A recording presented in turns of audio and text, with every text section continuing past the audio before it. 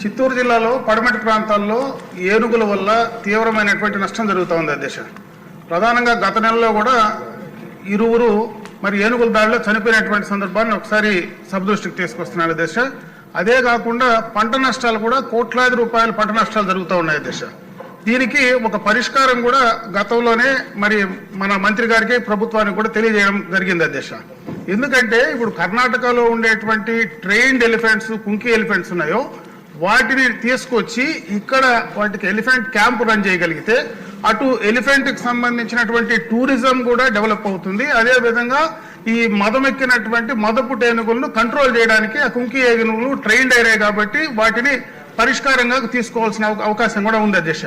దానికి సంబంధించినటువంటి ల్యాండ్ కూడా దాదాపు 20 హెక్టార్లు ప్రభుత్వం గతంలోనే గుర్తించడం కూడా జరిగింది అధ్యక్ష. దానికి సంబంధించినటువంటి ఫండ్స్ కూడా సమస్య లేదు అధ్యక్ష. ఎందుకంటే ఆ ప్రాంతంలో ఏదైతే నేషనల్ హైవే వెళ్తా ఉందో, ఎక్స్ప్రెస్ వే పోతా ఉందో, ఆ రోడ్డుకి ఫారెస్ట్ నుంచి ఇచ్చినటువంటి కాంపెన్సేషన్ దాదాపు 17 కోట్ల రూపాయలు డిపాజిట్స్ లో అలాగనే ఉన్నాయి అధ్యక్ష. ఆ డబ్బులు వాడి త్వరితగతిన దాన్ని కంప్లీట్ చేయగలిగితే అటు పంట నష్టాన్ని, ప్రాణ నష్టాన్ని రెండూ కూడా కంట్రోల్ చేసేదానికి అవకాశం ఉంటుంది అధ్యక్ష. అదేవిధంగా ఎలిఫెంట్ క్యాంప్స్ అక్కడ కానీ పెట్టగలిగితే ఎక్కడో బందీపూర్కి వెళ్లే పరిస్థితి లేకుండా ఇక్కడనే టూరిజం కూడా, ఎలిఫెంట్ టూరిజం కూడా డెవలప్ చేసుకోవడానికి ఆ ప్రాంతంలో అవకాశం ఉంది అధ్యక్ష. దయచేసి త్వరితగతిన దాన్ని కంప్లీట్ చేయమని చెప్పి మీ ద్వారా ప్రభుత్వాన్ని కోరుకుంటున్నాను అధ్యక్ష.